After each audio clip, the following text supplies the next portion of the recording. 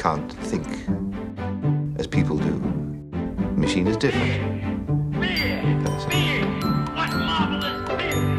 How gratifying! How gratifying! I'm speaking as an astrophysicist, as a scientist. I'm telling you that time travel is real, and I can show you how it's done. I'm going to, before your very eyes, right now, I'm going to travel into the future. Are you ready? Here I go. Did you see it? Isn't that? Thank you. Wow. And for my next trick. No. And you all went into the future too. We all travel into the future at the rate of 1 second per second. Every second, we go into the future 1 second. Time travel is a thing. You move through time the same way that you move through space, right? I can move through space. I can go left. I can go right. I can go up and I can go down. I can go forward. And I can go backward. And I also move past to future. And it gets better. You can skip forward into the future as much as you want. You can jump forward into the future. Time travel to the far future in a blink of an eye is possible. We know this through special relativity, Einstein's theory of special relativity, which tells us how space and time are united. Under special relativity, there's no such thing as just space and just time. They're connected. Space-time, one word. No dash, no hyphen, no space, nothing. Space-time. And under special relativity, we understand how moving through space is connected to moving through time. Check this out. The faster you move through space, the slower you move through time. You can trade motion through space for motion through time. So right now, if you're just stationary, if you're not moving at all, you are traveling through time at maximum speed, at 1 second per second. But if you start moving faster through space, you will start moving through time slower. Your experience of time, your physical appreciation of time will slow down. Here's what it means. Let's say we have two twins, or like two people but one twin. One stays on Earth. The other gets in a rocket ship, because they have rocket ships in this story. And they blast off, and they travel as fast as they can, say pushing close to the speed of light. And they travel out to another star, the center of the Milky Way galaxy. It doesn't matter. They come back. That twin comes back. Maybe that twin that was left on Earth is now old.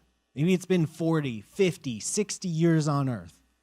But the twin that traveled close to the speed of light may have only aged a few months, maybe only a couple days. It's physics. This means you could jump in a rocket ship, you could travel at close to the speed of light, you might only experience a few days, a few months, maybe a few years. You'll come back and you can skip forward decades, centuries, millennia, millions of years into the future, all through special relativity by trading space for time, movement through space for movement through time. And I know this sounds crazy, but we've observed it. We are scientists after all. We're allowed to entertain any crazy idea we want as long as we can test it, and we've tested this. What we've done is we've taken atomic clocks, super sensitive clocks, twins, synchronized perfectly. We left one on the ground and we put one in a jet airplane. Now, a jet airplane is not going anywhere near the speed of light. It's moving relatively slow, but it's moving faster than the one that's on the ground. And the atomic clock is sensitive enough that it can see that difference. Where when that atomic clock that was on the plane flies around the Earth a couple times, does whatever, comes back, we put it next to the atomic clock that was sitting on the ground the whole time, and the atomic clock that was moving around really fast is a few microseconds behind. or a few milliseconds behind. Astronauts that spend a good chunk of their lives, maybe a few months, maybe up to a year, in the space station, traveling at tens of thousands of miles per hour, they come back to Earth, they're a few milliseconds younger than they ought to be. And the faster you go, the closer you get to the speed of light. You'll never break the speed of light, but the closer you get, the more you can jump forward in time. So just like that, it's super easy. Oh, it's not like really easy. I mean, you need to build a rocket ship that can travel close to the speed of light, which is like kind of impossible. But, it's easy. It's allowed. But what about travel backwards in time? Traveling into the future, past to future, that's easy. That's the easy one. Future to past or present to past, that's a little bit trickier. Special relativity tells us that you can travel back in time if you can travel faster than the speed of light. It's allowed. It's a thing. Except that you can't travel faster than the speed of light. So is there a way under our known laws of physics for something to travel slower than the speed of light and still go back in time? To answer that, we need to go from special relativity to general relativity. General relativity is Einstein's theory of gravity. General relativity tells us how gravity works. It's actually relatively simple. You start off with stuff in the universe. Stuff could be planets or stars or cucumbers. I don't know, just a thing. The thing bends and warps and flexes the fabric of space-time. Like if you set something really heavy on like an old bed or an old couch, it sinks down. It's bending and flexing that fabric. That's what stuff does to space-time. And that bending and flexing and warping of space-time tells stuff how to move. It tells things, it influences the motions of other things. So stuff bends space-time, and the bending of space-time influences the motion of stuff. This is gravity. This is our conception of gravity. Now, under general relativity, under this framework, you can ask, is there any way that I can bend or warp or flex space-time such that I can travel in a particular path without ever going faster than the speed of light? I'm not breaking that law. But that I end up in my own past. And the answer is yes. General relativity, which describes the behavior of space-time and the motion of objects through space-times, says yes. There are configurations of space-time. There are ways to bend and flex and warp space-time such that you can travel and end up in your own past. One example, if the universe was rotating, if we lived in a rotating universe, time travel is possible into the past. You could pick a path through that universe where you would end up in your own past. Another example, wormholes. Wormholes are where you bend space-time so much you connect two black holes together and there's a shortcut through space-time. If you travel through a wormhole and you set up the ends of the wormholes just right, you can end up in your own past.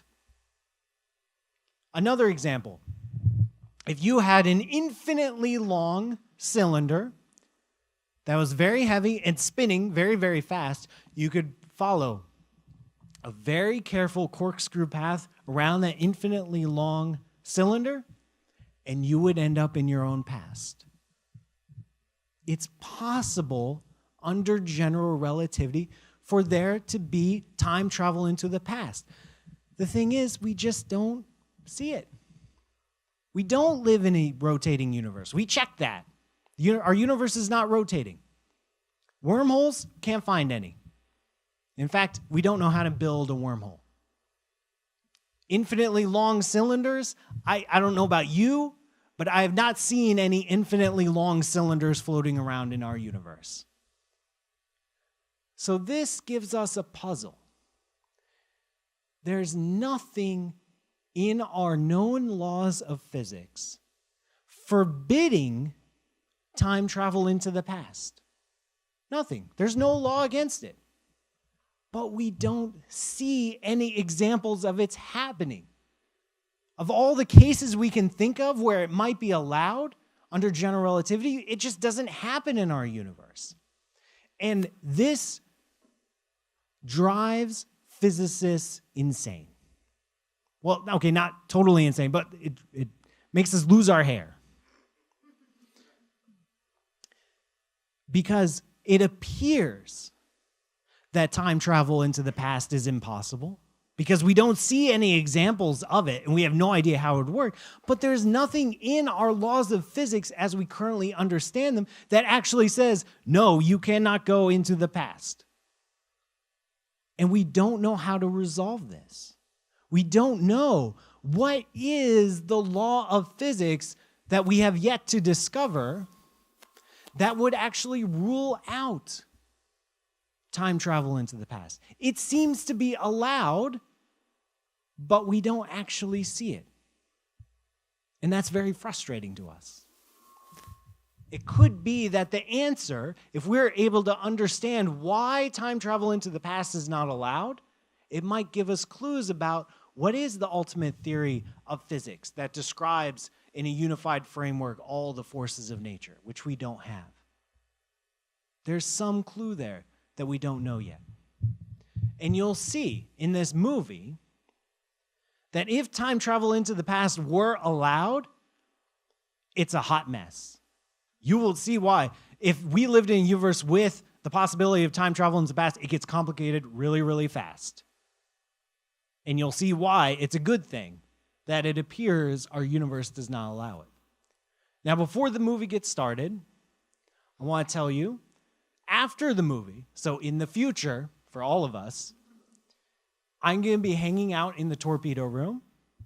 You can have a few drinks. It might help clear your mind from the movie. It might make it worse. I don't know. And I'll be there answering whatever question you have about space, all right? If you need relationship advice, this is not the right venue. But if it's about space, time travel, physics, I'll spend the whole night here until they kick me out. Before the movie, I'll be happy to take, a few questions. I don't want to delay the movie too much. Does anyone have any question so far about time travel?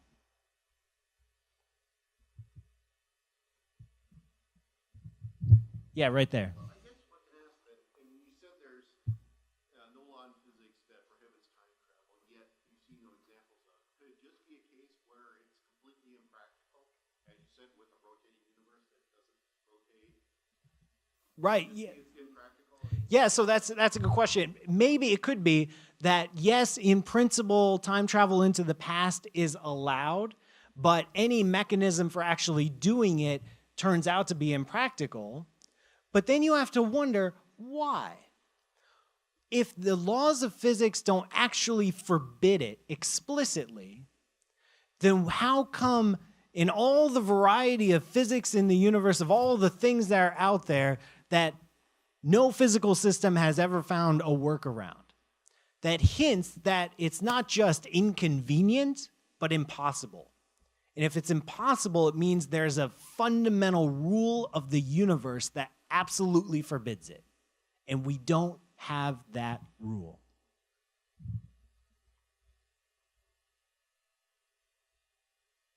Any more questions? All right, I'm sure you're going to have a lot more questions after the movie. So come to the torpedo room after the movie. I'll be there hanging out. Thank you so much.